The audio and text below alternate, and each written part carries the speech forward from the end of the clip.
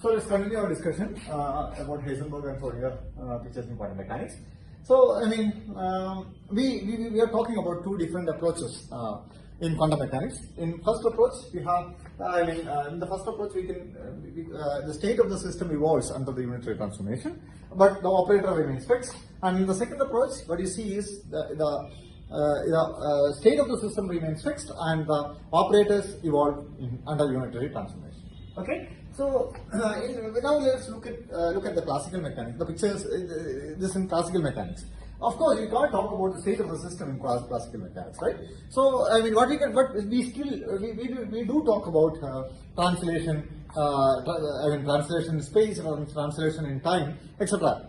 Okay, and under these operations, I mean, you know that the position, angular momentum, etc. They do change, right? They do change in under these transformations. But I mean, so that means, I mean, why? I mean, they are physical observables, right? And so you can see that when you look at these two different pictures, actually the Heisenberg picture, the picture in which, I mean, I'll talk about what is a Heisenberg picture. I'm showing a picture later. And the picture approach 2. In the approach 2, what we're seeing is that the state of the system remains fixed and the operator evolves in time. Operator evolves under unitary transformation, right? So the approach to the second approach, that means the state is fixed and the operators evolve. That is more, which is more close to what you can say is classical mechanics. So I am saying what I wanted to point out is that the second approach is close to classical mechanics, not the first approach, because in the first stage we can't speak about the state of the system. Okay, all right. So now let's take an example. Let's take an example of infinitesimal translation (PDX) prime, and which is equal to, and we know that it's 1 minus I P dot dx prime by x squared, right? And if you in the first approach, you can see that the state of the system alpha, which goes like this is the 1 minus I P dot dx prime by x squared into alpha. That means the state of the system under infinitesimal translation, the state of the system evolves like this. Okay, but the operator, the operator x, which is fixed. This is x itself. And in the second approach, and the alpha, which is fixed, alpha goes to alpha itself, but your x, which goes like, dagger of this. So what will be that? 1 plus I P dot dx prime by x squared, x 1 minus I P dot dx prime by x squared. Okay. So that is equal to, so you can say x goes like 1xx, that will be x itself. Okay, and then you have you take an I by h squared plus I by h squared outside, I by h squared outside, and then p dot dx prime into x minus x into p dot dx.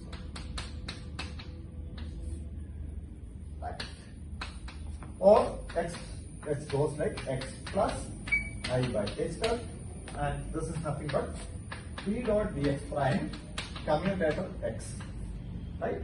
So let's try to evaluate this commutator p dx prime dot x. To do this, I'm going to do is p dot dx prime, comma. X is a so I'll just take a component of x, namely xk. If I take xk, so that's equal to pi dxi prime dot xk, which is equal to dx prime comes out. Dx prime, remember that dx prime is it's not an operator, it's just a vector. So translation that vector, it's not an operator. The operators here are p and x. So it's equal to pi comma xk. But pi comma xk, which is equal to minus I h squared dx prime into delta ik dxi dx that's a dxi. Okay, dx prime I. So that's equal to minus I square dx prime k. Because delta ik into dxy prime is xk. So delta ik into x dxi prime, which is equal to dsk prime.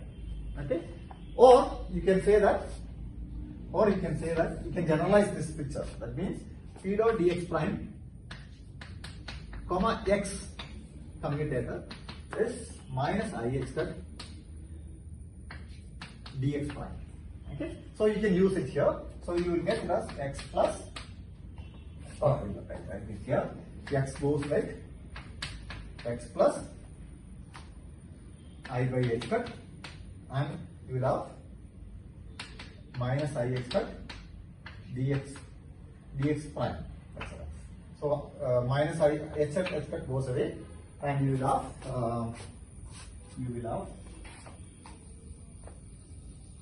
so your x goes like this. And what I am saying is your so I square is plus 1, so x plus dx prime. X plus dx. Remember that. I mean, you can see that x is an operator, right? And I told you dx prime it's not an operator, but there is an identity sitting here. Okay, there's an identity sitting here. That's why so, and I don't like that identity, so I just say that x plus dx prime. You have to keep in mind that there is an identity sitting there, because dx prime is just a it's not an operator. Okay, so x goes. Now let's look at the this is the way, I mean, the x operator evolves under translation operator, under infinitesimal translation. Okay, so now let's look at the expectation value of x. So so expectation value of x, which is going to be equal to, say, your alpha, and then you have got 1 plus I p dot dx prime by h cut x 1 minus I p dot dx prime by h cut alpha, right?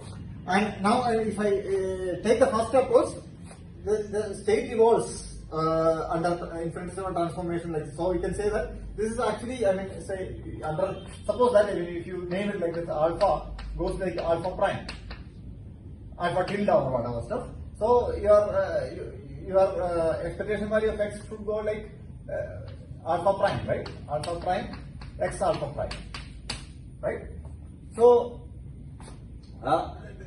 this alpha prime is this alpha. This alpha prime means this operator acts on alpha. Okay, so you have to keep in mind that in the second approach, you can see that this is fixed, the state is fixed, but the operator, the x evolves in time. So you can see that the expectation value remains same in both approaches. I mean, whether you choose the first approach for, in which the state evolves with respect to the unitary transformation, or I mean in the second approach, the operator evolves and the state is fixed.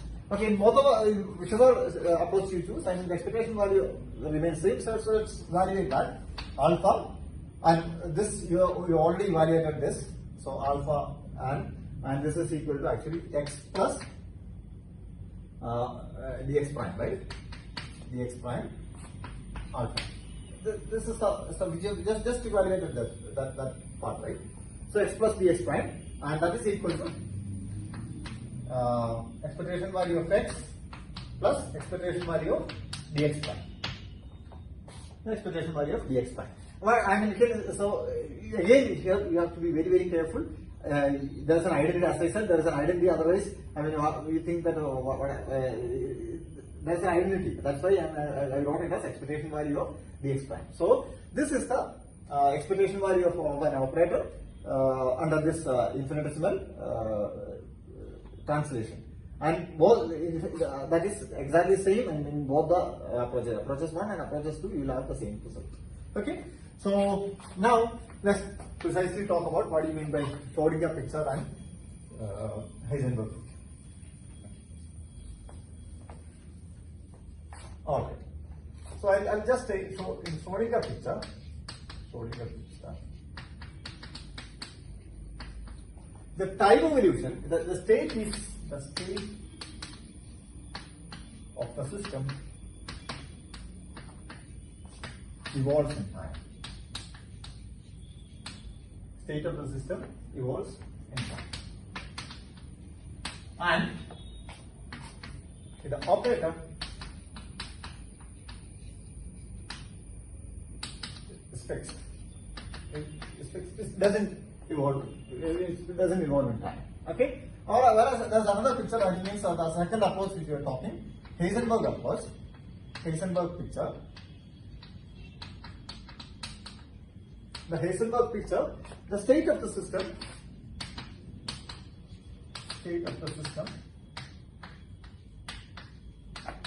is fixed. Whereas, the operator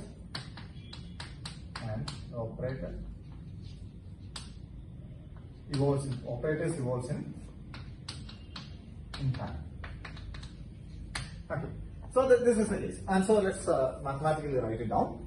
Okay, so in the Schrodinger picture, I say that the state of the system evolves in time, but the operator remains fixed. And the second approach is basically the Heisenberg picture. The state of the system is fixed, and the operator evolves in time. But there's one more thing here is called known as the interaction picture or the Dirac picture. That's an intermediate picture, between the Schrodinger picture and Heisenberg picture. Which you will learn when you do time-dependent perturbation theory. Okay, so I am not going to talk about it here. Alright, so I will just talk about the Schrodinger picture. Alright, now what I am saying is that, if you take the state of the system, that in the Schrodinger picture, so I'll alpha T0, T. I will denote it by S, that means Schrodinger picture. This is equal to the time evolution is done by the time evolution. The U is the time evolution operator, and that U is nothing but U is equal to at time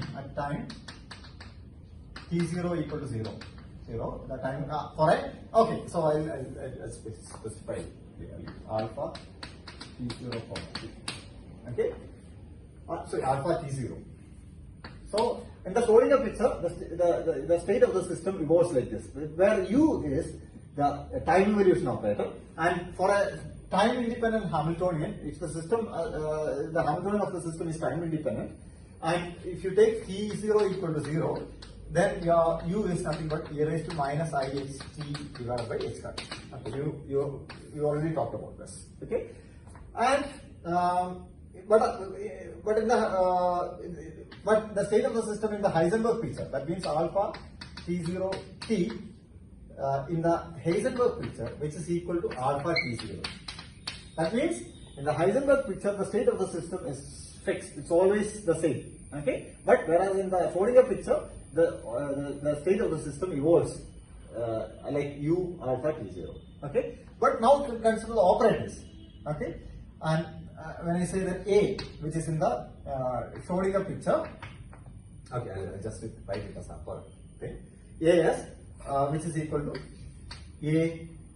AS of T, which is equal to A0. Okay, but A in the Heisenberg picture, T, which is equal to U dagger A0 U. Okay, this is the, and now here you can say that alpha T0 at T equal to 0, both the Heisenberg picture and the Schrodinger picture, they are one and the same. Okay, here in both the cases you can do in the case of operators as well as in the case of this thing. You can see, when T is 0, your U and U both will be identity. So you can say that A0. So you can say that at time T equal to 0, in both the pictures coincide. Alright. Okay, this is the case. Now, if you look at the expectation value of some operator, say some operator A. So in the Heisenberg, you can say that AS, you take AS. What is AS? AS is alpha T0, T, A0, alpha T0, T. and this is nothing but, you know how I'm not showing a picture. I mean, I just write already written in the explanation value of the operator in the showing a picture. That's equal to, but you know how the state evolves, right? So it's equal to alpha t0 u dagger a0 u alpha t. Okay. And now, and you can, so in the Heisenberg picture, AX, the expectation value is alpha is fixed, right? Alpha t0, and the operator A evolves in the, so you can say that it's A of t, yeah, here you can say AX, sorry, AS, here AH of t, alpha t0, and that is equal to alpha t0 u dagger a0 u alpha t0. So you can see that both are same. So the expectation value of the operator in the Schrodinger picture and Heisenberg picture, they are the same. All right. So all right. So now what I need to do is that I would like to introduce the Heisenberg equation and Heisenberg equation of motion. So what is that?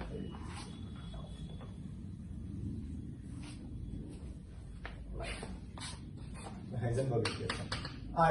So suppose that you evaluate dxt, d sub a x by dt. Suppose that you evaluate the derivative of ah, and you know what is ah? d by dt of u dagger a u, right? And this is equal to d by dt of u dagger into au plus u dagger, I mean this is a of 0, right? So it doesn't a0, so it doesn't depend on time. So a u dagger is a, and then here d by dt of u, and that's the second term. Okay, but you know what is u? U is e raised to minus I by h cut, ht, right? So first term is u. So what is du by dt? Du by dt is minus I by h cut h into u, right? So what is du dagger by dt? Du dagger by dt is this minus, so it will be I by h cut. This minus will become plus, and hu whole dagger. That means u dagger, but h is Hermitian, so h dagger, I mean it's just h itself. All right. So you can write here that is equal to I by h cut. U dagger h a u plus okay. So what is u dagger h into au, yeah, that's fine, plus u dagger a into du by dt. Du by dt is nothing but minus I by h cut, hu, right? Hu. Okay, so you can pull out I by h out, and then you have got u dagger